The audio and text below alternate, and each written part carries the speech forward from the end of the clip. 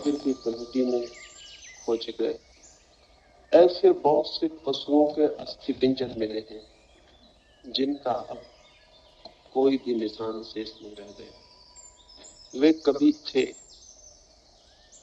आज से 10 लाख साल पहले पृथ्वी बहुत से सरीसृपों से भरी थी, सरकने वाले जानवरों से भरी थी। लेकिन आज हमारे घर में छिपकली के अतिरिक्त उनका कोई प्रतिनिधि नहीं रह गया। छिपकली भी बहुत छोटा प्रतिनिधि है। 10 लाख साल पहले उसके पूर्वज हाथियों से भी 5 गुने और 10 गुने बड़े थे। वे सब कहां खो गए? इतने शक्तिशाली पशु पृथ्वी से कैसे विनष्ट हो गए? किसी ने उन पर हमला किया? किसी ने एटम बम, हाइड्रोजन बम गिराया? नहीं, उनके खत्म हो जाने की बड़ी अद्भुत कथा है। उन्होंने कभी सोचा भी न होगा कि वे समाप्त हो जाएंगे। वे समाप्त हो गए अपनी संतति के बढ़ जाने के कारण। वे इतने ज्यादा हो गए कि पृथ्वी पर जीना उनके लिए असंभव हो गया। भोजन कम हुआ, पानी कम हुआ, लिविंग स्पेस कम हुआ, जीने के लिए जितनी जगह चाहिए वो कम हो गई। उन पशुओं को बिल्कुल आमूल मिट जाना पड़ा। ऐसी दुर्घटना आज तक मनुष्य जाति के जीवन में नहीं आई है, लेकिन भविष्य में आ सकती है। आज तक न आई, उसका कारण यह था कि प्रकृति ने निरंतर मृत्यु को और जन्म को संतुलित रखा है। 10 आदमी पैदा होते थे बुद्ध के जमाने में, तो 7 या 8 व्यक्ति उसमें जन्म के बाद मर जाते थे। दुनिया की आबादी कभी इतनी नहीं बढ़ी थी कि भोजन की कमी पड़ जाए, स्थान की कमी पड़ जाए। फिर विज्ञान और आदमी की निरंतर खोजने और मृत्यु से लड़ाई लेने ने वो स्थिति पैदा कर दी कि आज 10 बच्चे पैदा होते हैं। सुसंस्कृत शब्द मुल्क में तो मुश्किल से 1 बच्चा मर पाता। स्थिति बिल्कुल उल्टी हो गई। उम्र भी लंबी हुई। आज रूस में 150 वर्ष की उम्र के भी हजारों लोग। औसत उम्र 80 और 82 वर्ष तक कुछ मुल्कों में पहुंच गई। स्वाभाविक परिणाम जो होना था वो ये हुआ कि जन्म की दर तो पुरानी रही, मृत्यु की दर हमने कम कर दी। अकाल होते थे, अकाल बंद कर दिए। महामारियां आती थी, प्लेग होता था, मलेरिया होता था, हैजा होता था, वे हमने कम कर दिए। हमने मृत्यु के बहुत से द्वार रोक दिए और जन्म के सब द्वार खुले छोड़ दिए। मृत्यु और जन्म के बीच जो संतुलन था वो विनष्ट हो गया। 1945 में हिरोशिमा में एटम गिरा। 1 लाख आदमी एटम बम से मरे। उस समय लोगों को लगा कि बहुत बड़ा खतरा है, अगर एटम बनता चला गया तो सारी दुनिया नष्ट हो सकती है। लेकिन आज जो लोग समझते हैं वे ये कहते हैं कि दुनिया के नष्ट होने की संभावना एटम से बहुत कम है। दुनिया के नष्ट होने की संभावना लोगों के मरने की, दुनिया के नष्ट होने की एक नई संभावना है, वो है लोगों के पैदा होने से। 1 एटम बम गिरा के हिरोशिमा में 1 लाख आदमी हमने मारे, लेकिन हम प्रतिदिन 1.5 लाख आदमी सारी दुनिया में बढ़ा लेते। एक हिरोशिमा, 1.5 हिरोशिमा हम रोज पैदा कर लेते।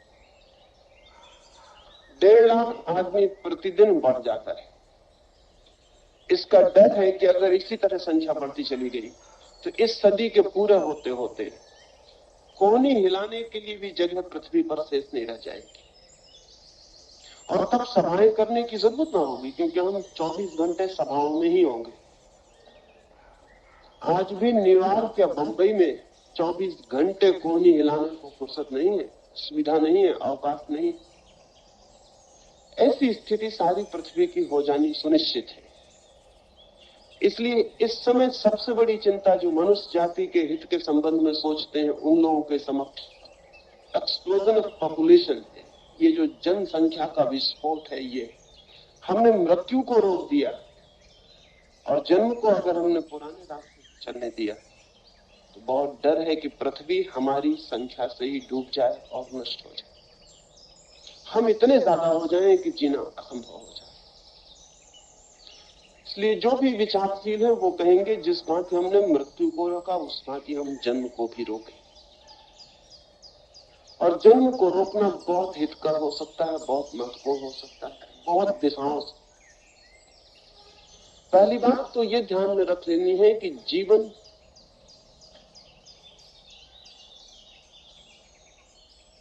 एक अवकाश चाहता है।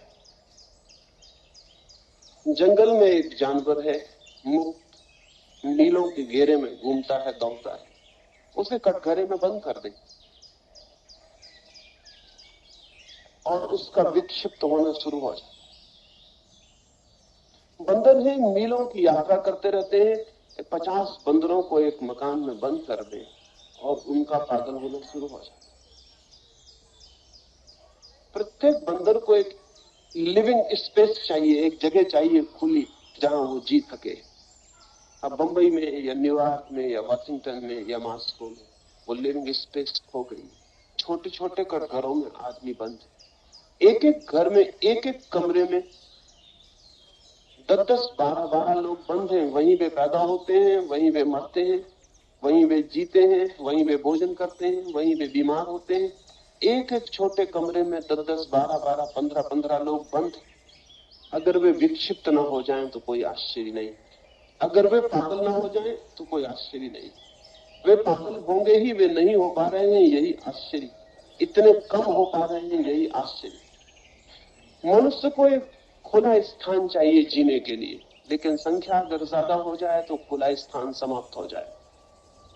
हमें ख्याल नहीं, जब आप अकेले कमरे में होते तब आप एक मुक्ति अनुभव करते। 10 लोग आपके कमरे में सिर्फ बैठ जाएं, कुछ करें ना, आपसे बोले भी ना, आपको छुए भी ना, सिर्फ 10 लोग कमरे में बैठ जाएं और आपके मस्तिष्क पे एक अनजाना बार पड़ना शुरू हो जाए। अभी मनोवैज्ञानिक कहते हैं कि चारों तरफ बढ़ती हुई भीड़, प्रत्येक व्यक्ति के मन पर एक अनजाना भार। आप एक रास्ते पे चल रहे हैं, अकेले में, कोई भी रास्ते पर नहीं है, तब आप दूसरे ढंग के आदमी होते हैं। और फिर उस रास्ते पर 2 आदमी एक बगल की गली से निकल के आ गए हैं, आप फौरन दूसरे आदमी हो जाते। उनकी मौजूदगी आपके भीतर कोई तनाव पैदा कर देती। आप अपने बाथरूम में स्नान करते हैं, तब आपने ख्याल किया आप वही आदमी नहीं होते जो आप अपने बैठक घर में होते। बाथरूम में आप बिल्कुल दूसरे आदमी होते हैं। बूढ़ा भी बाथरूम में बच्चे जैसा उन्मुक्त हो जाता है। बूढ़े भी बाथरूम के आईने में बच्चों जैसी जीभें दिखाते हैं, मुंह चिढ़ाते हैं, नाच भी लेते हैं। लेकिन अगर पता चल जाए कि की होल से, कुंजी के छेद से कोई झांक रहा है, तो वे फिर एकदम बूढ़े हो जाएंगे, उनका बचपन खो जाए, फिर वे सख्त और मजबूत और बदल जाएंगे। कुछ क्षण चाहिए जब हम बिल्कुल अकेले हो सके। मनुष्य की आत्मा के जो भी श्रेष्ठतम फूल हैं, वे एकांत में और अकेले में ही खिलते हैं। काव्य हो, संगीत हो, परमात्मा की प्रतिध्वनि मिले, वो सब एकांत और अकेले में ही मिलती। आज तक जगत में भीड़ भाड़ में कोई श्रेष्ठ काम नहीं हो सका। भीड़ ने अब तक कोई श्रेष्ठ काम किया ही नहीं। जो भी जगत में श्रेष्ठ जन्मा है, कविता, चित्र, संगीत, परमात्मा, प्रार्थना, प्रेम, वो सब एकांत में और अकेले के फूल। लेकिन वे सब फूल मुरझा जाएंगे, मुरझा गए हैं, मुरझा रहे हैं, मिट जाएंगे। आदमी श्रेष्ठ से रिक्त हो जाएगा, क्योंकि भीड़ चारों तरफ से अनजाना दबाव डाले चली जाती है। सब तरफ आदमी है, सब तरफ आदमी है। और एक बहुत बड़ी मजे की बात है, आदमी जितने बढ़ते हैं उतना व्यक्तित्व कम हो जाता है। भीड़ में कोई आदमी इंडिविजुअल नहीं होता, व्यक्ति नहीं होता। भीड़ में नाम मिट जाता है, आइडेंटिटी मिट जाती है, तादाद मिट जाता है। आप कोई नहीं होते, भीड़ के एक अंग होते। इसलिए भीड़ बुरे काम कर सकती, अकेला आदमी उतने बुरे काम नहीं कर पाता। अगर किसी मस्जिद को जलाना है तो अकेला आदमी नहीं जला सकता, कितना ही पक्का हिंदू क्यों ना हो। और अगर किसी मंदिर में राम की मूर्ति तोड़नी है तो अकेला मुसलमान नहीं तोड़ सकता, कितना ही पक्का मुसलमान क्यों ना हो। भीड़ चाहिए। अगर बच्चों की हत्या करनी हो और स्त्रियों के साथ बलात्कार करना हो और आग लगानी हो जिंदा आदमियों में, तो अकेला आदमी लगाने में बहुत कठिनाई अनुभव करता है। लेकिन भीड़ एकदम सरलता से कर पाती। क्यों? क्योंकि भीड़ में कोई व्यक्ति नहीं रह जाता, और जब व्यक्ति नहीं रह जाता तो दायित्व, रिस्पॉन्सिबिलिटी भी विदा हो जाती। तब हम कह सकते हैं हमने नहीं किया, आप तो सिर्फ भीड़ में सम्मिलित। कभी आपने देखा होगा भीड़ तेजी से चल रही हो, नारे लगा रही हो, तो आप भी नारे लगाने लगते हैं और आप भी तेजी से चलने लगते हैं। तेजी से चलती भीड़ में आपके पैर भी तेज हो जाते हैं। नारा लगाती भीड़ में आपका नारा भी लगने लगता है। एडोल्फ हिटलर ने अपनी आत्मकथा में लिखा है कि शुरू में मेरे पास बहुत थोड़े लोग थे, 10-15 लोग ही थे, और 10-15 लोगों से कैसे एडोल्फ हिटलर हुकूमत तक पहुंचा, वो बड़ी अजीब कथा है। उसने लिखा है कि मैं अपने 15 लोगों को लेकर सभा में पहुंचता था, 15 लोगों को अलग अलग कोनों पर खड़ा कर देता था, और जब मैं बोलता था तो वे 15 लोगों को पता था कि कब ताली बजानी। वे 15 लोग ताली बजाते थे, बाकी भीड़ उनके साथ हो जाती, बाकी भीड़ भी ताली बजाती थी। कभी आपने ख्याल किया कि जब आप ताली बजाते हैं भीड़ में, तो आप नहीं बजाते, भीड़ बजवा देती है। जब आप हंसते हैं भीड़ में, तो आप नहीं हंसते, भीड़ हंसवा लेती। भीड़ संक्रामक, वो कुछ भी करवा देती, क्योंकि वो व्यक्ति को मिटा देती है। वो जो व्यक्ति का आत्मा है, वो जो उसका अपना होना है, उसे पहुंच डालती। अगर पृथ्वी पर भीड़ बढ़ती चली गई तो व्यक्ति विदा हो जाएंगे, भीड़ रह जाएंगी, व्यक्तित्व क्षीण हो जाए, क्षीण हुआ, खत्म हो जाए, मिट जाए, पूछा जा रहा है। यही सवाल नहीं है कि पृथ्वी आगे इतनी भीड़ को लेके जीने में असमर्थ होगी। अगर हमने कोई उपाय भी कर लिया, समुद्र से खाना निकाल सकेंगे, क्योंकि मजबूरी होगी तो कोई उपाय खोजना पड़ेगा। समुद्र से खाना निकल सकेगा, हो सकता है हवाओं से भी खाना निकाला जा सके, और ये भी हो सकता है कि सूरज की किरणों से हम सीधा भोजन ग्रहण कर सकें। ये सब हो सकता है। सिंथेटिक फूड भी हो सकते हैं, सिर्फ गोलियां खा के भी आदमी जिंदा रह सके। आखिर भीड़ बढ़ती जाएगी तो भोजन का तो हम कोई हल कर लेंगे, लेकिन आत्मा का हल नहीं हो सकेगा। इसलिए मेरे सामने परिवार नियोजन जैसी चीज केवल आर्थिक मामला नहीं है, बहुत गहरे अर्थों में धार्मिक मामला है। भोजन तो जुटाया जा सकेगा, इतनी बहुत कठिनाई नहीं है। अगर भोजन की कठिनाई अगर लोग समझते हो तो बिल्कुल गलत समझते हैं। अभी समुद्र खाली पड़े हैं, अभी समुद्रों में बहुत भोजन है, और वैज्ञानिक प्रयोग ये कह रहे हैं कि समुद्रों के पानी से बहुत भोजन निकाला जा सकता है। आखिर मछली समुद्र से भोजन ले रही है, लाखों तरह के जानवर समुद्र से भोजन ले रहे हैं, पानी से। तो पानी से हम भी भोजन निकाल सकते हैं। अगर मछली को हम खा लेते हैं तो हमारा भोजन बन जाता है, और मछली ने जो भोजन लिया वो पानी से लिया। अगर हम एक मशीन बना सके जो मछली का काम कर सके, तो पानी से हम सीधा भोजन पैदा कर लेंगे। आखिर मछली भी एक मशीन का काम करती है। घास खाती है गाय, फिर गाय का दूध पी लेते हैं हम सीधा घास खाएं तो मुश्किल होती है, बीच में मध्यस्थ गाय चाहिए। गाय घास को इस हालत में बदल देती है कि हमारे भोजन के योग हो जाता है। आज नहीं कल हम मशीन की गाय भी बना लेंगे, जो घास को इस हालत में बदल दे कि हम उसको ले लें। सिंथेटिक दूध जल्दी ही बन सकेगा। आखिर वेजिटेबल घी बन सकता है, तो वेजिटेबल दूध क्यों नहीं बन सकता? कोई कठिनाई नहीं। भोजन का मसला तो हल हो जाएगा, लेकिन असली सवाल भोजन का नहीं है, असली सवाल ज्यादा गहरे। अगर आदमी की भीड़ बढ़ती जाती है और पृथ्वी कीड़े मकोड़ों की तरह आदमी से भर जाती है, तो आदमी की आत्मा खो जाएगी, और उस आत्मा को देने का विज्ञान के पास कोई उपाय नहीं। वो आत्मा खो ही जाएगी। और अगर भीड़ बढ़ती चली जाती है तो एक एक व्यक्ति पर चारों तरफ से इतना अनजाना दबाव पड़ेगा, हमें अनजाने दबाव दिखाई नहीं पड़ते। आप जमीन पे चलते हैं, आपने कभी सोचा कि जमीन का ग्रेविटेशन आपको खींच रहा? नहीं, हम बचपन से उसके आदी हो जाते हैं, इसलिए पता नहीं चलता। लेकिन जमीन से बहुत बड़ा वजन हमें पूरे वक्त खींचे हुए।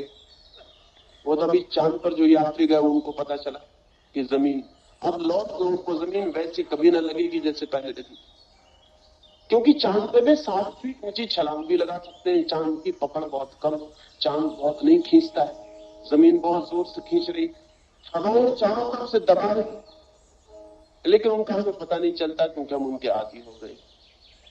और अनजाने दबाव भी है मानसिक, ये तो भौतिक दबाव है। चारों तरफ लोगों की मौजूदगी भी हमको दबा रही है, वे भी हमें भीतर की तरफ प्रेस कर रहे हैं, सिर्फ उनकी मौजूदगी भी हमें परेशान किए हुए। अगर ये भीड़ बढ़ती चली जाती है तो एक सीमा पर पूरी मनुष्यता के न्यूरोटिक विक्षिप्त हो जाने का डर। सच तो यह है कि आधुनिक मनोविज्ञान मनोविश्लेषण ये कहता कि जो लोग पागल हुए जा रहे हैं, उन पागल होने में 90% पागल ऐसे हैं जो भीड़ के दबाव को नहीं सह पा रहे हैं। दबाव चारों तरफ से बढ़ता चला जा रहा है और भीतर दबाव को सहना मुश्किल हुआ जा रहा है। उनके मस्तिष्क की नसें फटी जा रही। इसलिए बहुत गहरे में सवाल सिर्फ मनुष्य के फिजिकल सर्वाइवल, शारीरिक बचाव का नहीं, उसके आत्मिक बचाव का भी है। इसलिए जो लोग ये कहते हो कि संतति नियमन जैसी चीजें अधार्मिक हैं, उन्हें धर्म का कोई पता ही नहीं।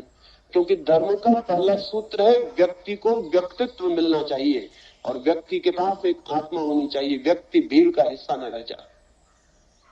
लेकिन जितनी भीड़ बढ़ेगी उतना हम व्यक्तियों की फिक्र करने में असमर्थ हो जाएंगे। जितनी भीड़ ज्यादा हो जाएगी उतनी हमें भीड़ की फिक्र करनी पड़ेगी, व्यक्ति की फिक्र नहीं करनी पड़ेगी। जितनी भीड़ बढ़ जाएगी उतना हमें पूरे के पूरे जगत की इकट्ठी फिक्र करनी पड़ेगी। फिर ये सवाल नहीं कि आपको कौन सा भोजन प्रीति कर, कौन से कपड़े प्रीति कर और कैसा मकान प्रीति करे। ये सवाल नहीं है कैसा मकान दिया जा सकता है भीड़ को, कैसे कपड़े दिए जा सकते हैं, कैसा भोजन दिया जा सकता है। व्यक्ति का सवाल विदा हो जाता है। तब भीड़ के एक अंश की तरह आपको कितना भोजन, कितना कपड़ा, कैसा उठना, कैसा बैठना, कैसा सोना दिया जा सकता। अब मैं एक मित्र भी जापान से लौटे, वो कह रहे थे कि जापान में घरों की इतनी तकलीफ है, भीड़ बढ़ती चली जा रही है, तो एक नए तरह के पलंग उन्होंने ईजाद किए। आज में भी आज ईजाद करने पड़ेंगे। मल्टी स्टोरीड पलंग, रात सो भी नहीं सकते अकेले। 10 खाटे एक साथ जुड़ी हुई है, एक ऊपर एक। रात जब आप सोते हैं तो अपनी नंबर की खाट पे चढ़ के सो जाते, बाकी 9 लोग भी अपनी अपनी खाटों पे चढ़ के सो जाते। रात सोने में भी हम भीड़ के बाहर नहीं रह सकेंगे बहुत देर तक, क्योंकि भीड़ घुसती चली आ रही, बढ़ती चली जा रही। वो आपके सोने के कमरे में भी मौजूद हो जाएगी। अब 10 आदमी एक ही खाट पर सो रहे हो तो वो घर कम रह गया, रेलवे कंपार्टमेंट ज्यादा हो गए। रेलवे कंपार्टमेंट भी 10 टायर सीटें अभी वहां भी नहीं, लेकिन 10 से ही मामला हल न हो जाए। अगर ये भीड़ बढ़ती जाती है तो सब तरह व्यक्ति का एनक्रोचमेंट करेगी। वो जो व्यक्ति है उसको सब तरफ से घेरेगी, सब तरफ से बंद करेगी। और हमें ऐसा कुछ करना पड़ेगा कि जिसमें धीरे धीरे व्यक्ति खोता ही चला जाए, उसकी चिंता ही बंद कर देनी पड़ेगी। मेरी दृष्टि में मनुष्य की संख्या का विस्फोट, जनसंख्या का विस्फोट बहुत गहरे अर्थों में धार्मिक सवाल, सिर्फ भोजन का आर्थिक सवाल नहीं। दूसरी बात ध्यान देने जैसी है और वो ये सोचने जैसा है कि आदमी ने अब तक जो भी जीवन की व्यवस्था की थी, समाज की जो व्यवस्था की थी, वे सारी परिस्थितियां बदल गई हैं, लेकिन हम पुरानी व्यवस्था से चिपटे चले जाते हैं, जबकि परिस्थितियां सारी बदल गई। अब कोई परिस्थिति वही नहीं रह गई है जो आज से 5000 साल पहले मनु के जमाने में। जब परिस्थितियां बदल जाती हैं तब भी नियम पुराने ही चलते चले जाते हैं। आज भी घर में एक बच्चा पैदा होता है तो हम बैंड बाजा बजाते हैं, झंडी लगाते हैं, संगीत का इंतजाम करते हैं, शोरगुल करते हैं, प्रसाद बांटते हैं। ये 5000 साल पहले बिल्कुल ही ठीक बात थी, क्योंकि 5000 साल पहले 10 बच्चे पैदा होते थे तो 7 और 8 बच्चे तो मर जाते। और 5000 साल पहले एक बच्चे का पैदा होना बड़ी घटना थी, समाज के लिए उसकी बड़ी जरूरत थी, क्योंकि समाज में बहुत थोड़े लोग थे। लोग ज्यादा होने चाहिए, नहीं तो पड़ोसी के हमले में जीतना मुश्किल हो जाएगा। एक व्यक्ति का बढ़ जाना बड़ी ताकत थी, क्योंकि व्यक्ति की अकेली ताकत थी, व्यक्ति से लड़ना था, पास के कबीले से हारना संभव हो जाता अगर संख्या कम हो जाती। इसलिए प्रत्येक कबीला संख्या को बढ़ाने की कोशिश करता था। संख्या जितनी बढ़ जाए उतना कबीला मजबूत हो जाता था, इसलिए संख्या का बड़ा गौरव था। हम कहते थे हम इतने करोड़, उसमें बड़ी अकड़ थी, उसमें बड़ा अहंकार था, लेकिन वक्त बदल गया, हालतें बिल्कुल उल्टी हो गई, लेकिन नियम पुराना चल रहा है। हालतें बिल्कुल उल्टी हो गई हैं। अब जो जितनी ज्यादा संख्या में है उतनी जल्दी पृथ्वी पर मरने के उसके उपाय है। तब जो जितनी ज्यादा संख्या में था उतने ज्यादा उसकी जीतने की संभावना थी, बचने की संभावना थी। आज संख्या जितनी ज्यादा होगी उतने मरने का हम अपने हाथ से उपाय कर रहे हैं। आज संख्या का बढ़ना सुसाइडल है, आत्मघाती। आज कोई समझदार मुल्क अपनी संख्या नहीं बढ़ा रहा, बल्कि समझदार मुल्कों में संख्या गिरने तक की संभावना पैदा होगी। जैसे फ्रांस में, फ्रांस की सरकार थोड़ी चिंतित हो गई है, क्योंकि संख्या कहीं ज्यादा ना गिर जाए, ये भी डर पैदा हो गया। लेकिन कोई समझदार मुल्क अपनी संख्या नहीं बढ़ा रहा।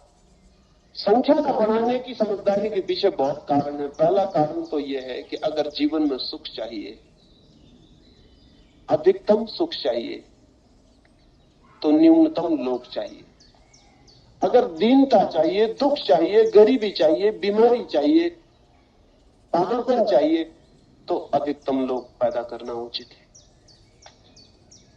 जब एक बाप अपने 5वें या 6वें बच्चे के बाद भी बच्चा पैदा कर रहा है, तो वो अपने बेटे का बाप नहीं है, दुश्मन।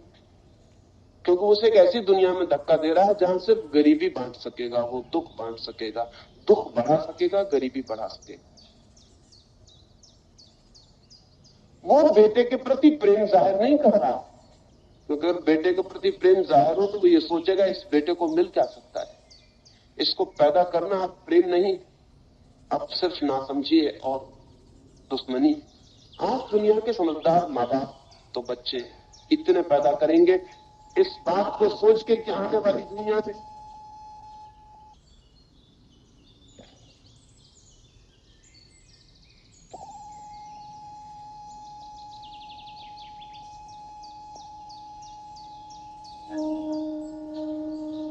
संख्या सुख की दुश्मन हो सकती है। कभी संख्या सुख की मित्र थी, कभी संख्या बढ़ने से सुख बढ़ता था, आज संख्या बढ़ने से दुख बढ़ता है। स्थितियां बिल्कुल बदल गई। आज जिन लोगों को भी इस जगत में सुख की, मंगल की कामना है, उन्हें ये चिंता करनी ही पड़ेगी कि संख्या निरंतर कम होती चली जाए। लेकिन हमारा एक देश है, हम अपने को अभागा मान सकते, हमें उसका कोई भी बोध नहीं, हमें उसका कोई भी ख्याल नहीं। 1947 में हिंदुस्तान पाकिस्तान का बंटवारा हुआ था, तब तो किसी ने सोचा भी ना होगा कि 20 साल में हम पाकिस्तान में जितने लोग गए थे उनसे ज्यादा लोग पैदा कर लेंगे। हमने एक पाकिस्तान फिर पैदा कर लिया। 1947 में जितनी हमारी संख्या थी पूरे हिंदुस्तान पाकिस्तान की मिलकर आज अकेले हिंदुस्तान की उससे ज्यादा।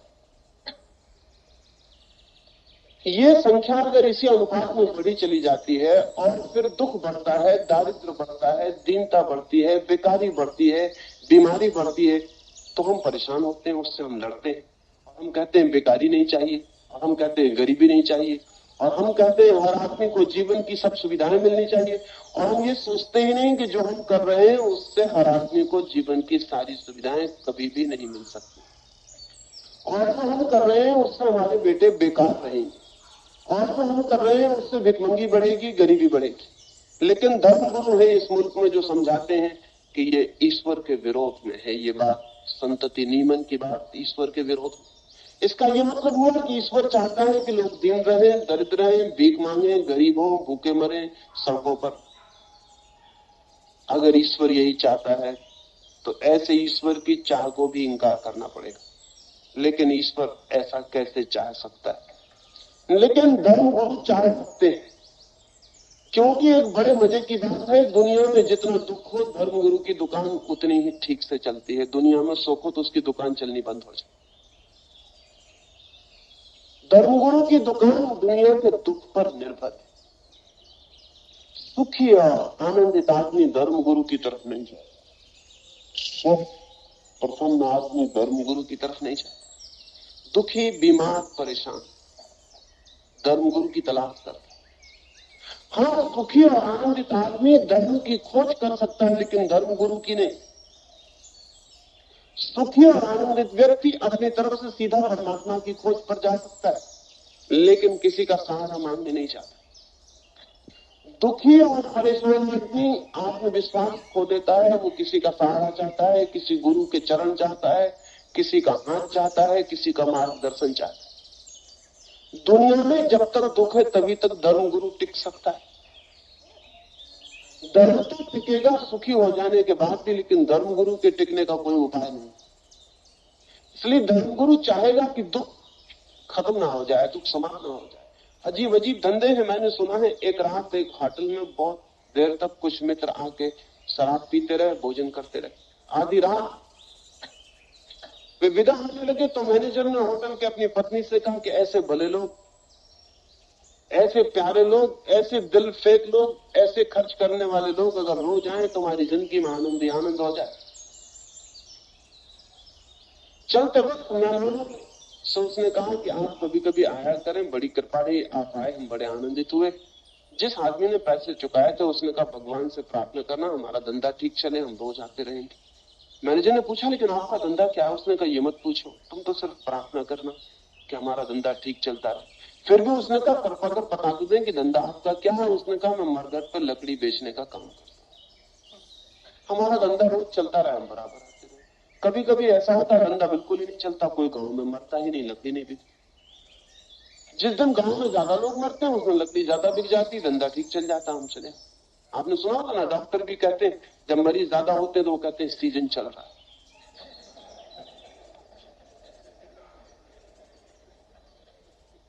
आश्चर्य की बात, अगर किन्हीं लोगों का धंधा लोगों के बीमार होने से चलता हो तो फिर बीमारी मिटानी बहुत मुश्किल हो जाएगी।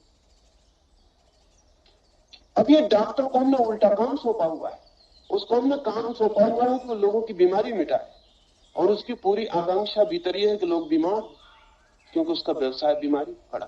इसलिए रूस में क्रांति के बाद उन्होंने जो बड़े काम किए उनमें एक काम यह था कि डॉक्टर के काम को उन्होंने नेशनलाइज कर दिया। उन्होंने कहा डॉक्टर का काम व्यक्तिगत कभी भी करना खतरनाक है, क्योंकि डॉक्टर का काम कंट्राडिक्टरी हो जाएगा, विरोधी हो जाएगा। ऊपर से बीमार को चाहेगा कि ठीक करे और भीतर से आकांक्षा रखेगा कि बीमार बीमार रहे, क्योंकि उसका धंधा तो बीमार के बीमार में चलेगा। इसलिए उन्होंने डॉक्टर का धंधा, प्राइवेट प्रैक्टिस बिल्कुल रूस में बंद कर दी। अब डॉक्टर को तनख्वाह मिलती है, बल्कि उन्होंने एक नया प्रयोग किया, और वो ये प्रयोग किया कि अगर एक डॉक्टर को जो एरिया दिया गया, जो क्षेत्र दिया गया, उसमें लोग ज्यादा बीमार होते हैं तो डॉक्टर से एक्सप्लेनेशन पूछा जा सकता है कि इस इलाके में इतने लोग ज्यादा क्यों बीमार हुए। अब डॉक्टर को इसकी फिक्र रखनी पड़ती है कि कोई बीमार न पड़े। तो रूस के स्वास्थ्य में बुनियादी फर्क पड़े। चीन में माओ ने आते से ही वकील के धंधे को नेशनलाइज कर दिया। उसमें वकील का धंधा खतरनाक है, क्योंकि वकील का धंधा भी कंट्राडिक्टरी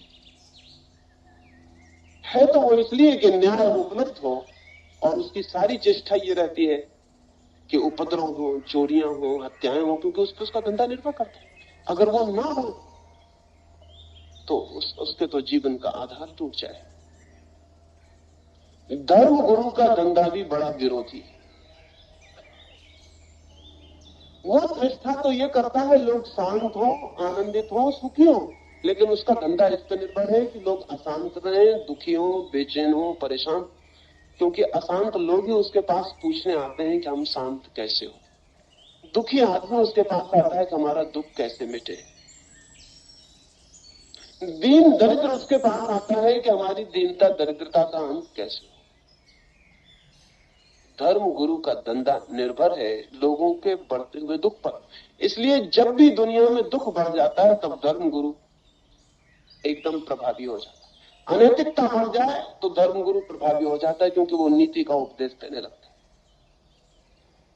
धर्मगुरु का निर्भर ही इस बात पर है, इसलिए धर्मगुरु तो विरोध करेगा, वो कहेगा कि नहीं, अगर लोग कम होंगे, सुखी हो सकेंगे तो बड़ी मुश्किल हो जाएगी। और भी एक ध्यान रखने की बात है कि धर्मगुरु सारी बातों को ईश्वर पर थोप देता है, और सारे दुनिया के सब धर्मगुरुओं ने सब बातें ईश्वर पर थोप दी, और ईश्वर कभी गवाही देने आता नहीं कि उसकी मर्जी क्या है, तो वो क्या चाहता है, उसकी क्या इच्छा है। इंग्लैंड और जर्मनी अगर युद्ध में हो तो इंग्लैंड का धर्मगुरु समझाता है कि ईश्वर की इच्छा है इंग्लैंड को जिताना, और जर्मनी का धर्मगुरु समझाता है कि ईश्वर की इच्छा है जर्मनी को जिताना। जर्मनी में उसी भगवान से प्रार्थनाएं की जाती हैं कि अपने देश को जिताओ, और इंग्लैंड में पादरी और पुरोहित प्रार्थना करता है कि हे भगवान अपने देश को जिताओ। ईश्वर की इच्छा पर हम अपनी इच्छा थोपते रहे। ईश्वर बेचारा बिल्कुल चुप है, उसका कुछ पता नहीं चलता कि उसकी इच्छा क्या है। अच्छा हो कि हम ईश्वर पर अपनी इच्छाएं न थोपें, बल्कि हम जीवन को सोचें, समझें और वैज्ञानिक रास्ता निकालें। ये भी ध्यान में रखने योग्य है कि जितना समाज समृद्ध होता है उतने कम बच्चे पैदा करता है। गरीब समाज ज्यादा बच्चे पैदा करता है। दीन और दरिद्र और भिखारी समाज और ज्यादा बच्चे पैदा करता है। कुछ कारण है। जितना कोई समृद्ध होता जाता है, आपने कभी ने सुना होगा, अक्सर तो होता है, हिंदुस्तान में अक्सर होता है कि बड़े आदमी को अक्सर बेटे गोद लेना पड़ते हैं। जितना समृद्ध कोई होता चला जाता है उतने बच्चे कम पैदा होते हैं। जितना दुखी दीन दरिद्र होता है उतने ज्यादा बच्चे पैदा होते हैं। कुछ कारण है। कारण यह है कि दुखी दीन दरिद्र जीवन की और किसी मनोरंजन और किसी सुख की सुविधा न होने से आदमी सिर्फ सेक्स और यौन में ही सुख लेने लगता है और कोई उपाय नहीं। एक अमीर संगीत भी सुनता है, साहित्य भी पढ़ता है, चित्र भी देखता है, टेलीविजन भी देखता है, घूमने भी जाता है, पहाड़ की यात्रा भी करता है, उसकी शक्ति बहुत दिशाओं में बह जाती है। एक गरीब आदमी के पास शक्ति बहने का कोई उपाय नहीं रहता, उसके मनोरंजन का कोई उपाय नहीं, क्योंकि सब मनोरंजन खर्चीले। सिर्फ एक सेक्स ऐसा मनोरंजन है जो मुफ्त उपलब्ध है। इसलिए गरीब आदमी बच्चे इकट्ठे करता चला जाता है, वो बच्चे पैदा करता चला जाता है। गरीब आदमी इतने बच्चे इकट्ठा कर लेता है कि और गरीबी बढ़ती चली जाती है, एक विशियस सर्कल पैदा हो जाता है। गरीब ज्यादा बच्चे पैदा करता है और गरीब के बच्चे और गरीब होते हैं, वे और बच्चे पैदा करते जाते हैं और देश गरीब से गरीब होता चला जाता है। किसी न किसी तरह गरीब आदमी की इस भ्रामक स्थिति को तोड़ना जरूरी है। इसे तोड़ना ही पड़ेगा, अन्यथा गरीबी का कोई पारावार न रहेगा। गरीबी इतनी बढ़ जाएगी कि जीना असंभव हो जाएगा। इस देश में तो बढ़ी गई है और जीना करीब करीब असंभव। कोई मान ही नहीं सकता कि हम जी रहे हैं। अच्छा कहा जाए कि हम धीरे धीरे मर रहे। जीने का क्या अर्थ है? जीने का इतना ही अर्थ है कि हम एग्जिस्ट करते हैं, हमारा अस्तित्व है। हम 2 रोटी खा लेते हैं, पानी पी लेते हैं और कल तक के लिए और जी जाते हैं। लेकिन जीना ठीक अर्थों में तभी उपलब्ध होता है जब एफ्लुएंस, समृद्धि उपलब्ध हो। जीने का अर्थ है ओवरफ्लोइंग। जीने का अर्थ है जब कोई चीज हमारे ऊपर से बहने लगे। एक फूल है, आपने कभी ख्याल किया कि फूल कैसे खिलता है पौधे पर? अगर पौधे को ठीक खाद न मिले, ठीक पानी न मिले तो पौधा जिंदा रहेगा लेकिन फूल नहीं खिलेगा। फूल ओवरफ्लोइंग। जब पौधे में इतनी शक्ति इकट्ठी हो जाती है कि अब पत्तों को, जड़ों को, शाखाओं को कोई जरूरत नहीं रह जाती, कुछ अतिरिक्त जब पौधे के पास इकट्ठा हो जाता है तब फूल खिलता है। फूल जो है वो अतिरिक्त है, इसलिए फूल सुंदर, वो अतिरेक है, वो बाहर, वो किसी चीज का बहुत हो जाने से बाहर। जीवन में सभी सौंदर्य अतिरेक है, सभी सौंदर्य ओवरफ्लोइंग, ऊपर से बह जाना। जीवन का सब आनंद भी अतिरेक है। जीवन में जो भी श्रेष्ठ है वो सब ऊपर से बहा हुआ है। महावीर और बुद्ध राजाओं के बेटे हैं, कृष्ण और राम भी राजाओं के बेटे हैं। ये ओवरफ्लोइंग है। ये फूल जो खिले, ये गरीब के घर में नहीं खिल सकते थे। कोई महावीर गरीब के घर में पैदा नहीं होता, कोई बुद्ध भी गरीब के घर में पैदा नहीं होता, और कोई राम भी नहीं और कोई कृष्ण भी नहीं। गरीब के घर में ये फूल नहीं खिल सकते। गरीब सिर्फ जी सकता है, उसका जीना इतना न्यूनतम है कि उसमें फूल खिलने का उपाय नहीं। वो गरीब पौधा है, वो किसी तरह जी लेता है, किसी तरह उसके पत्ते भी हो जाते हैं, किसी तरह शाखाएं भी निकल आती हैं। न तो वो पूरी ऊंचाई ग्रहण कर पाता, न सूरज को छू पाता, न आकाश की तरफ उठ पाता, न उसमें फूल खिल पाते। क्योंकि फूल तो तभी खिल सकते हैं जब पौधे के पास जीने से अतिरिक्त शक्ति इकट्ठी हो जाए। जीने से जो अतिरिक्त इकट्ठा होता है तभी फूल खिलते हैं। ताजमहल भी वैसा ही फूल है, वो अतिरेक से निकला हुआ फूल है। जगत में जो भी सुंदर है, साहित्य है, काव्य है, संगीत है, वो सब अतिरिक्त से निकले हुए फूल। गरीब की जिंदगी में फूल कैसे खिल सकते, लेकिन हम रोज अपने को गरीब करने का उपाय करते चले जाए। और ध्यान रहे, जीवन में जो सबसे बड़ा फूल है परमात्मा का, वो संगीत, साहित्य, काव्य और चित्र और जीवन के छोटे आनंद से भी ज्यादा जब शक्ति ऊपर इकट्ठी होती, तब वो परम फूल खिलता है परमात्मा का। लेकिन गरीब समाज उस फूल के लिए कैसे उपाय बना सकता है? गरीब समाज रोज दीन होता है, रोज हीन होता चला जाता है। गरीब बाप 2 बेटे पैदा करता है तो अपने से दुगने गरीब पैदा कर जाता है, उसकी गरीबी भी बढ़ जाती है। हिंदुस्तान कई सैकड़ों सालों से अमीरी नहीं बांट रहा है, सिर्फ गरीबी बांट रहा है। जब एक बाप अपने 4 बेटों में विभाजन करता है तो बाप की संपत्ति नहीं बढ़ती, संपत्ति तो है ही नहीं। बाप भी गरीब था, बाप के पास ही कुछ ना था, वो खुद ही कभी नहीं जी पाया कि अतिरेक का फूल खिल पाए। बाप सिर्फ अपनी गरीबी बांट देता है और 4 और चौगुने गरीब समाज में खड़ा कर जाता है। और विषयक सर्कल, दुष्ट चक्र ये है कि वे 4 बेटे गरीब होने की वजह से सेक्स में ही रस खोजेंगे और बच्चे पैदा करते चले जाएंगे। हाँ, धर्म गुरु सिखाते हैं ब्रह्मचरी। वे कहते हैं कि गरीब को भी अगर बच्चे नहीं पैदा करना है तो वो ब्रह्मचरी का पालन करे। मैंने कहा कि मनोरंजन के सब साधन उसे बंद थे, और धर्मगुरु कहते हैं कि ये एक साधन और मनोरंजन का उसके जीवन में थोड़े रस का है, वो इसको भी ब्रह्मचरी से बंद कर। तो गरीब आदमी मर गए। वो चित्र देखने जाता है तो रुपया खर्च होता है, वो संगीत सुनने जाता है तो रुपया खर्च होता है, किताब पढ़ने जाता है तो रुपया खर्च होता है। एक सस्ता और मुफ्त मिला साधन था, धर्मगुरु कहता है ब्रह्मचरी से वो उसे भी बंद कर दे। इसलिए धर्मगुरु समझाते रहते हैं ब्रह्मचर्य की बात, कोई उनकी सुनता नहीं। खुद धर्मगुरु ही नहीं सुनते हैं अपनी बात, कोई नहीं सुनता। वो बकवास बहुत लंबी चल चुकी, उससे कोई परिणाम नहीं हुआ,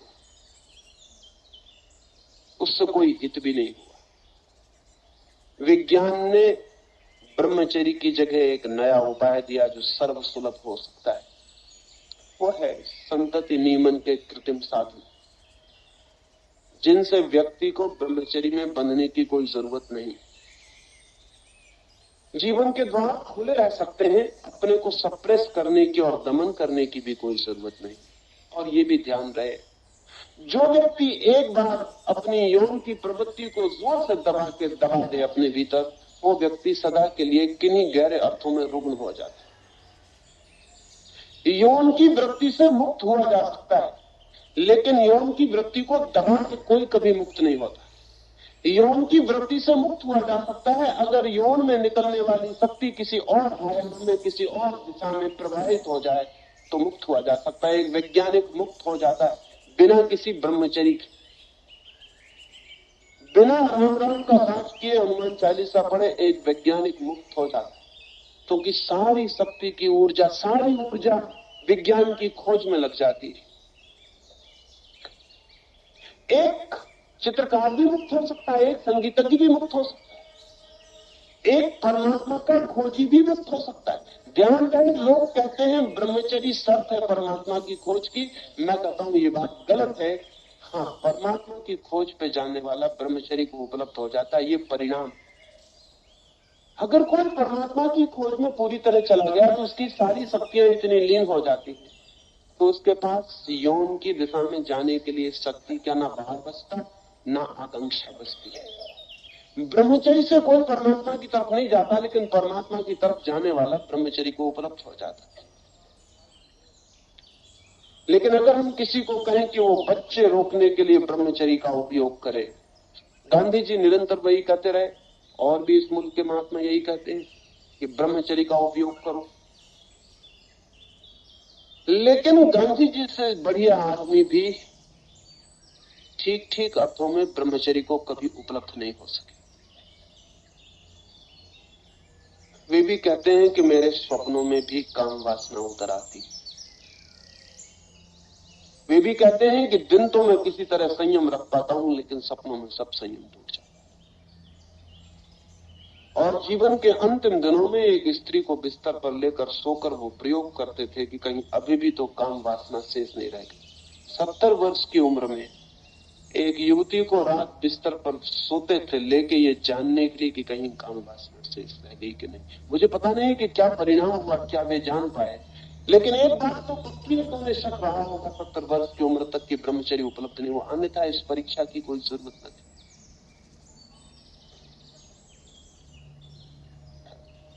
ब्रह्मचर्य की बात एकदम अवैज्ञानिक, अव्यवहारिक।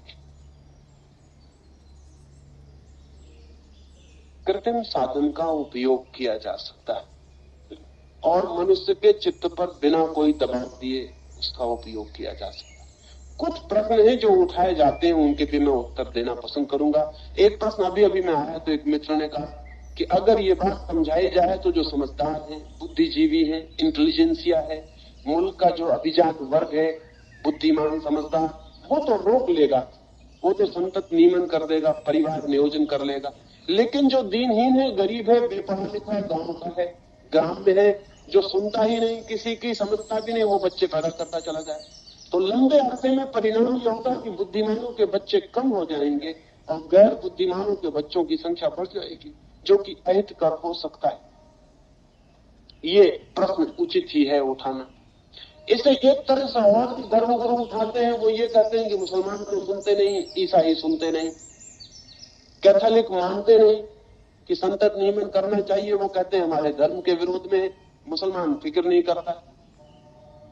हिंदू अगर फिक्र करेगा तो हिंदू धर्मगुरु कहते हैं कि हिंदू सिकुड़ते चले जाएंगे, मुसलमान और ईसाई बढ़ते चले जाएंगे, 50 साल में मुश्किल हो जाएगी, हिंदू ना कुछ हो जाएंगे, मुसलमान और ईसाई बढ़ जाएंगे। इस बात में भी थोड़ा अर्थ है।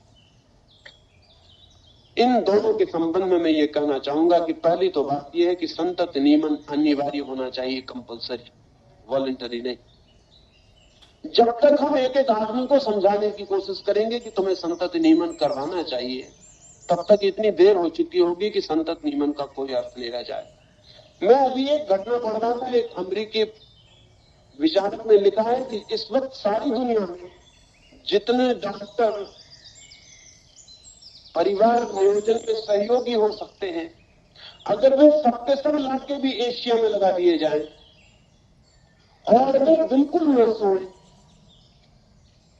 सुबह से लेकर दूसरी सुबह तक ऑपरेशंस करते रहे, तो भी एशिया को उस स्थिति में लाने के लिए जहां जनसंख्या सीमा में आ जाए 500 वर्ष लगेंगे।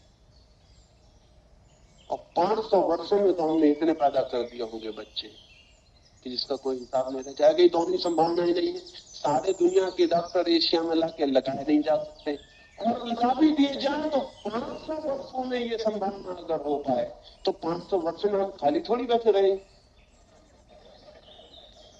हम प्रतीक्षा थोड़ी करते रहेंगे 500 वर्षों तक कि जब आपके 500 वर्ष पूरे हो जाए तब तक हम चुप बैठे रहें। 500 वर्षों में हम क्या कर डालें?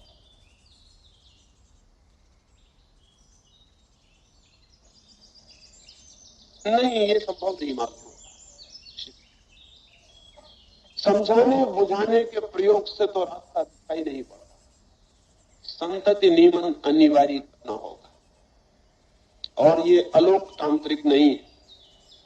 हम हत्या को अनिवार्य किए हुए हैं कि कोई हत्या नहीं कर सकता, ये अलोकतांत्रिक नहीं।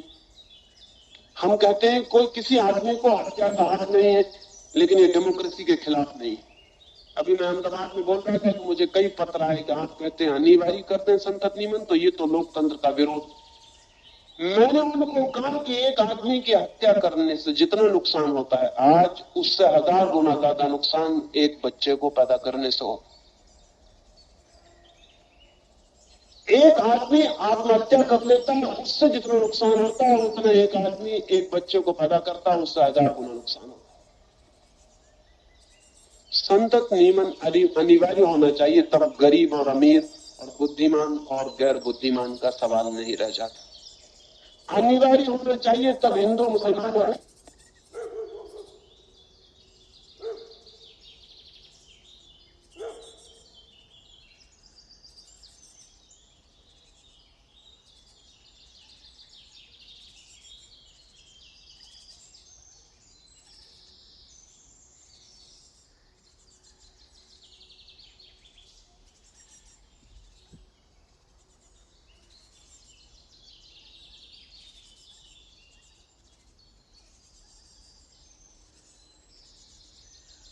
नहीं, सरकार को सोचना चाहिए स्त्री के लिए क्या उचित है। क्या ये उचित है कि 4 स्त्रियां एक आदमी की पत्नी बने? वो हिंदू हो या मुसलमान, ये इर्रेलेवेंट, ये असंगत है, इससे कोई संबंध नहीं। 4 स्त्रियां एक आदमी की पत्नियां बने, ये बात ही अमानवीय, इसलिए सवाल नहीं है कि कौन हिंदू है कौन मुसलमान, ये अपनी अपनी इच्छा की बात। फिर तो कल हम ये भी कह सकते हैं कि मुसलमान को हत्या करने में थोड़ी सुविधा देनी चाहिए, ईसाई को थोड़ी या हिंदू को थोड़ी सुविधा देनी चाहिए हत्या करने में। नहीं, हम व्यक्ति और आदमी को सोच के विचार करने की जरूरत है। अनिवार्य होना चाहिए, ये सवाल मुल्क का है, पूरे मुल्क का। उसमें हिंदू मुसलमान और ईसाई अलग नहीं किए जा सकते, उसमें अमीर और गरीब अलग नहीं किए जा सकते। दूसरी बात विचारनी है कि हमारे मुल्क में, इस देश में हमारी प्रतिभा निरंतर क्षीण होती चली गई। अगर हम आगे भी ऐसे ही बच्चा पैदा करना जारी रखते हैं तो संभावना है कि हम सारे जगत में प्रतिभा में धीरे धीरे और पिछड़ते चले जाएं। अगर इस जाति को ऊंचा उठना हो, स्वास्थ्य में, सौंदर्य में, चिंतना में, प्रतिभा में, मेधा में, तो हमें प्रत्येक आदमी को बच्चे पैदा करने का हक नहीं देना चाहिए। पहली तो बात मैं ये मानता हूं कि संतति नियमन अनिवार्य होना चाहिए। दूसरी बात मैं ये मानता हूं कि प्रत्येक व्यक्ति को बच्चा पैदा करने का हक जब तक विशेषज्ञ न दे दें तब तक बच्चे पैदा करने का हक किसी को भी नहीं रह जाना चाहिए। बच्चे पैदा करने का हक के बाद 2 बच्चे कोई पैदा कर सकता है, लेकिन हक उसे मिलना चाहिए। उसके लिए हमें वैसे ही लाइसेंस देने चाहिए जो मेडिकल बोर्ड जब तक लाइसेंस ना दे कोई आदमी बच्चा पैदा नहीं कर सकेगा। कितने कोढ़ी बच्चे पैदा किए जाते हैं, कितने इडियट बच्चे पैदा किए जाते हैं, कितने संक्रामक रोगों से भरे हुए लोग बच्चे पैदा किए जाते हैं, और उनके बच्चे पैदा होते चले जाते हैं और बढ़ते चले जाते हैं। और देश में दया काम करने वाले लोग हैं कि अगर वे खुद अपने बच्चे न पाल सकते हो तो हम उनके लिए अनाथालय खोल के उनके बच्चों को पालने का भी इंतजाम करते हैं। ये ऊपर में तो दान और दया दिखाई पड़ रही, लेकिन ये बड़े खतरनाक लोग जो ऐसा इंतजाम कर रहे हैं। इंतजाम तो ये होना चाहिए कि स्वस्थ, सुंदर, बुद्धिमान, प्रतिभाशाली, संक्रामक रोगों से ग्रसित नहीं, ऐसे स्त्री और पुरुष को ही बच्चा पैदा करने का हक होना चाहिए। असल में शादी के पहले ही हर गांव में, हर नगर में सलाहकार समिति होनी चाहिए, डॉक्टर्स की, विचारशील मनोवैज्ञानिकों की, साइकोएनालिस्ट की, जो प्रत्येक व्यक्ति को यह हक दे कि तुम अगर दोनों शादी करते हो तो तुम बच्चे पैदा कर सकोगे या नहीं कर सकोगे। ये बता दे, शादी करने का हक प्रत्येक को है। ऐसे 2 लोग शादी कर सकते हैं जिनको की सलाह न दी जाए, वो शादी कर सकते हैं लेकिन बच्चे पैदा नहीं कर सकते। हम जानते हैं भली भांति कि पौधों पर क्रॉस ब्रीडिंग से कितना लाभ उठाया जा सकता है। एक माली अच्छी तरह जानता है कि नए बीज कैसे विकसित किए जा सकते हैं, गलत बीजों को कैसे हटाया जा सकता है, छोटे बीज कैसे अलग किए जा सकते हैं, बड़े बीज कैसे बचाए जा सकते हैं। एक माली सभी बीज नहीं बो देता है, बीजों को छांटता है। लेकिन हम अब तक मनुष्य जाति के साथ उतनी समझदारी नहीं कर सके जो एक साधारण सा माली अपने बगीचे में करता है।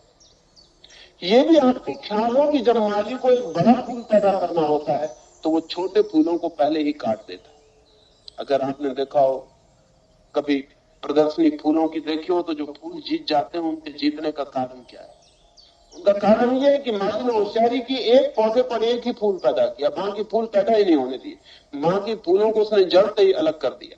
तो फूल की, पौधे की सारी शक्ति एक ही फूल में प्रवेश कर गई। एक आदमी 12 बच्चे पैदा करता है तो कभी भी बहुत प्रतिभाशाली बच्चे पैदा नहीं कर सकता। अगर एक ही बच्चा पैदा करे तो उसके 12 बच्चों की सारी प्रतिभा एक में भी प्रवेश कर सकती। और प्रकृति के बड़े अद्भुत नियम, प्रकृति के नियम बहुत हैरानी के। प्रकृति बड़े अजीब ढंग से काम करती है। जब युद्ध होता है दुनिया में तो युद्ध के बाद लोगों की संतति पैदा करने की क्षमता बढ़ जाती है। बड़ी हैरानी की बात, युद्ध से क्या लेना देना। जब भी युद्ध होता है तब जन्म दर बढ़ जाती है। पहले मानव के बाद जन्म दर एकदम ऊपर उठ गई, क्योंकि पहले मानव में कोई 3.5 करोड़ लोग मर गए। प्रकृति कैसे इंसान रखती, ये भी हैरानी की बात है। प्रकृति को कैसे पता चला कि युद्ध हो गया और अब बच्चों की जन्म दर बढ़ जानी चाहिए। दूसरे महायुद्ध में भी कोई 7.5 करोड़ लोग मरे और जन्म दर एकदम से बढ़ गई। महामारी के बाद, हैजे के बाद, प्लेग के बाद लोगों की जन्म दर बढ़ जाती। प्रकृति का अपना आंतरिक इंतजाम। अगर एक आदमी 50 बच्चे पैदा करे तो उसकी शक्ति 50 पर बिगड़ जाती है। अगर वो एक ही बच्चे पर केंद्रित करे तो उसकी शक्ति, उसकी प्रतिभा प्रकृति एक ही बच्चे में भी डाल देती है। मैं देख रहा था तो बहुत हैरान हुआ। जब बच्चे पैदा होते हैं तो 100 लड़कियां पैदा होती हैं, 116 लड़के पैदा होते। ये हम पाते सारी दुनिया में। अभी बड़े मजे की बात है कि 116 लड़के किस लिए पैदा करना? 16 लड़के बेकार रह जाएंगे, इनको कौन लड़की मिलेगी? 100 लड़कियां पैदा होती हैं, 116 लड़के पैदा होते हैं। लेकिन प्रकृति का इंतजाम बहुत ही अद्भुत है, बहुत गहरा है। वो लड़कियों को कम पैदा करती है और लड़कों को ज्यादा, क्योंकि उम्र पाते पाते, मैच्योर होते होते, प्रौढ़ होते होते 16 लड़के मर जाएंगे और संख्या बराबर हो जाएगी। असल में लड़कियों की जिंदगी में जीने का रेसिस्टेंस लड़कों से ज्यादा है, इसलिए 16 लड़के ज्यादा पैदा करती प्रकृति, ताकि भूल चूक ना हो। 16 लड़के मर जाएंगे, 100 लड़कियां रह जाएंगी, 100 लड़के रह जाएंगे। 14 साल के बाद संख्या बराबर हो जाएगी। सारी दुनिया में 14 साल के बाद संख्या बराबर हो जाएगी। वो 16 लड़के भूल चूक से बचने के लिए कि कोई लड़कियां खाली न रह जाएं, बिना लड़कों के न रह जाएं, इतना इंतजाम किया हुआ है। वो 116 लड़कियों की जिंदा रहने की तक की शक्ति लड़कों से ज्यादा। आमतौर से पुरुष सोचते हैं हम सब तरह से शक्तिमान है, इस भूल में कभी मत पड़ना। कुछ बातों को छोड़कर स्त्रियां पुरुषों से कई अर्थों में ज्यादा शक्तिमान। जैसे उनका रेसिस्टेंस, उनकी प्रतिरोध की शक्ति ज्यादा है। इसलिए तो हम शादी करते हैं तो हम 4-5 साल उम्र बड़ा लड़का खोजते हैं। आपने कभी ख्याल किया क्यों खोजते हैं? वो इसलिए खोजते हैं कि अगर लड़कियों लड़कियां बराबर उनके खोजी जाए तो दुनिया में विधवाएं छूट जाएंगी, लड़के पहले मर जाएंगे। 70 साल में लड़के मर जाएंगे और स्त्रियां 75 और 76 साल तक जिंदा रह जाएंगी। तो सारी स्त्रियां विधवा रह जाएंगी पृथ्वी पर। वो विधवा न रह जाए इसलिए हम 5 साल का फर्क रखते हैं। पुरुष की जीने की क्षमता स्त्री से कम, बीमारी सहने की क्षमता भी स्त्री से कम, जिंदगी में मुसीबतों में से गुजर जाने की क्षमता भी पुरुष की कम। प्रकृति ने स्त्री को ये सारी क्षमता इसलिए दी है कि वो बच्चे को पैदा करने की, बच्चे को झेलने की, बच्चे को बड़ा करने की इतनी तकलीफदेह प्रक्रिया है, उस सबको वो झेल सके। प्रकृति इंतजाम कर लेती है। अगर हम बच्चे कम पैदा करेंगे तो प्रकृति जो अनेक बच्चों को प्रतिभा देती थी वो एक बच्चे पर ही डाल देगी। लेकिन वैज्ञानिक चिंतन हमारा नहीं है। आदमी इसलिए पिछड़ा हुआ है कि हम दूसरी चीजों के संबंध में वैज्ञानिक चिंतन कर लेते, लेकिन आदमी के संबंध में नहीं कर पाते। आदमी के संबंध में बड़े अवैज्ञानिक। हम कहते हैं हम कुंडली मिलाएंगे, हम कहते हैं कि हम ब्राह्मण हैं तो हम ब्राह्मण से ही शादी करेंगे। विज्ञान तो कहता है कि शादी जितनी दूर हो उतने अच्छे बच्चे पैदा होंगे। अगर अंतर जातीय हो तो बहुत अच्छा, अगर अंतर देशी हो तो और अच्छा, अगर अंतरराष्ट्रीय हो तो और अच्छा, और अगर आज नहीं कल मंगल या कहीं आदमी मिल जाए तो अंतरग्रही, इंटरप्लेनेटरी हो तो और अच्छा। क्योंकि हम जानते हैं भली बात कि अगर अंग्रेज स्थान लाया जाए और हिंदुस्तानी गाय हो तो जो बच्चे पैदा होते हैं उनका मुकाबला नहीं। वो क्रॉस ब्रीडिंग जो बच्चे पैदा करती है उनका मुकाबला नहीं। कब हम आदमी के संबंध में समझ का उपयोग करेंगे? अगर हम समझ का उपयोग करेंगे तो जो हम जानवर के साथ कर रहे हैं वही समझ जो फूल के साथ कर रहे हैं आदमी के साथ भी करनी जरूरी। ज्यादा अच्छे बच्चे पैदा किए जा सकते हैं, ज्यादा स्वस्थ, ज्यादा उम्र तक जीने वाले, ज्यादा शक्तिशाली, ज्यादा प्रतिभाशाली, लेकिन उसके लिए कोई व्यवस्थापन देने की जरूरत है। परिवार नियोजन मनुष्य के वैज्ञानिक संतति नियोजन का पहला कदम। अभी और कदम उठाने पड़ेंगे, ये तो सिर्फ पहला कदम। लेकिन इस पहले कदम से एक क्रांति हो जाती है। वो क्रांति आपके ख्याल में नहीं, वो मैं आपको कहना चाहता हूँ। बड़ी जो क्रांति हो जाती है परिवार नियोजन की व्यवस्था से वो ये है, वो क्रांति ये है कि हम पहली दफे सेक्स को, यौन को संतति से तोड़ देते। अब तक यौन संभोग का अर्थ था संतति का पैदा होना। अब हम दोनों को तोड़ देते हैं। अब हम कहते हैं कि संभोग हो सकता है, संतति के पैदा होने की कोई अनिवार्यता नहीं। यौन और संतति को हम दो हिस्सों में तोड़ रहे हैं। ये बहुत बड़ी क्रांति है। इसका मतलब अंततः ये होगा कि अगर यौन से संतति के पैदा होने की संभावना नहीं है यौन से हम संतति को अलग कर देते हैं, तो कल हम ऐसी संतति को भी पैदा करने की व्यवस्था करेंगे जिसका हमारे यौन से कोई संबंध ना हो। वो दूसरा कदम हो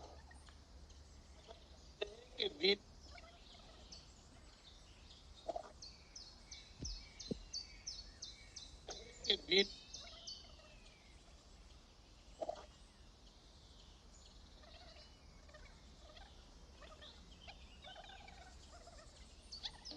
आप अपने बेटे के लिए अच्छे शिक्षक की व्यवस्था करते हैं, आप भी पढ़ाने नहीं बैठ जाते क्योंकि मैं इसका बाप हूं तो मैं ही इसको पढ़ाऊंगा। आप अपने बेटे के लिए अच्छा टेलर खोजते हैं, आप भी कमीज बनाने नहीं बैठ जाते कि मैं इसका बाप हूं। आप अपने बेटे के लिए अच्छा डॉक्टर खोजते हैं, आप भी ऑपरेशन नहीं करने लगते क्योंकि मैं इसका बाप हूं। तो आप अपने बेटे के लिए पहले दिन से अच्छा वीरिकण क्यों न खोजे। संतति नियमन का अंतिम परिणाम वो होने वाला है कि हम वीरिकणों के बाबत व्यवस्था कर सकेंगे। आइंस्टीन का वीरिकण उपलब्ध हो सकता हो, और एक आदमी के पास कितने वीरिकण कभी आपने सोचा?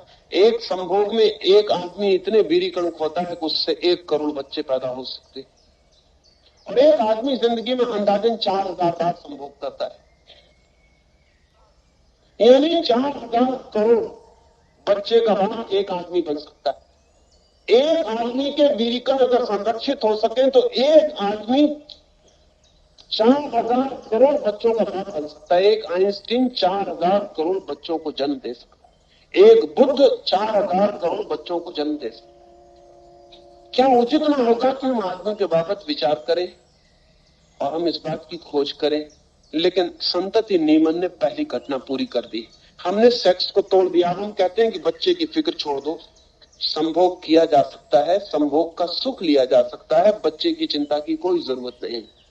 जैसे ही ये बात स्थापित हो जाएगी, दूसरा कदम भी उठाया जा सकेगा, और वो ये कि अब तुम संभोग करते हो जिससे उससे ही बच्चा पैदा हो, तुम्हारे ही संभोग से बच्चा पैदा हो, ये भी अवैज्ञानिक है। हम और अच्छी व्यवस्था की जा सकती है, और अच्छा वीरकण उपलब्ध किया जा सकता है, वैज्ञानिक व्यवस्था की जा सकती है, और तुम्हें वीरकण मिल सकता है। क्योंकि अब तक हम उसको सुरक्षित नहीं रख सकते थे, अब तो सुरक्षित रखा जा सकता है।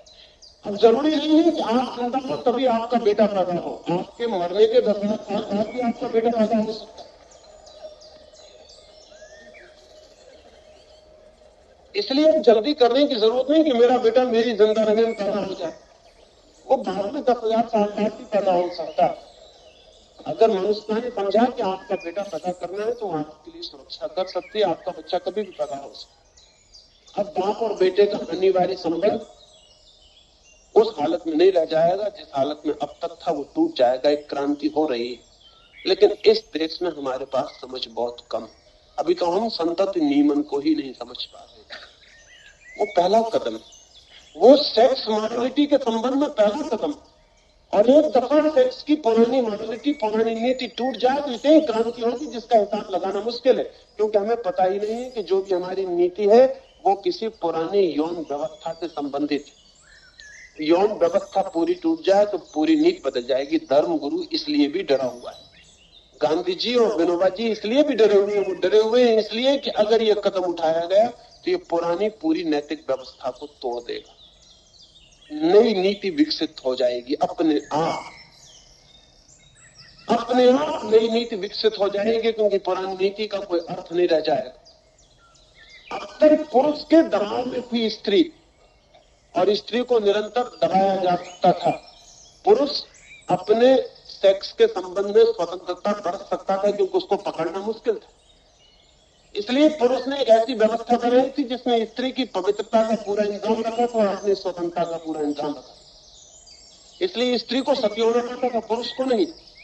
इसलिए स्त्री के कुंवारे होने पर भारी बल था, पुरुष के कुंवारे होने की कोई चिंता न थी। इसलिए अभी भी माताएं और स्त्रियां कहती हैं कि लड़के तो लड़के हैं, लेकिन लड़कियों के संबंध में हिसाब अलग है। अगर संतति नियमन की बात पूरी होगी और होनी ही पड़ेगी तो लड़कियां भी लड़कों जैसी ही हो जाएंगी, मुक्त। उनको फिर बांधने और दबाने का उपाय नहीं। लड़कियां उपद्रव में पड़ जा सकती थी क्योंकि उनको गर्भ रह जा सकता था, पुरुष उपद्रव में नहीं पड़ता था क्योंकि उसको गर्भ का कोई डर न था। नई व्यवस्था ने लड़कियों को भी लड़कों की स्थिति में खड़ा कर दिया।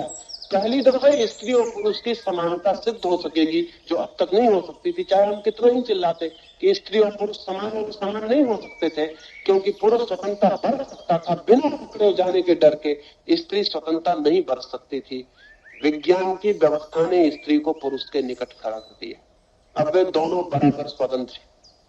अगर पवित्रता निश्चित करनी है तो दोनों को समान निश्चित करनी पड़ेगी, और अगर स्वतंत्रता तय करनी है तो दोनों समान रूप से स्वतंत्र होंगे।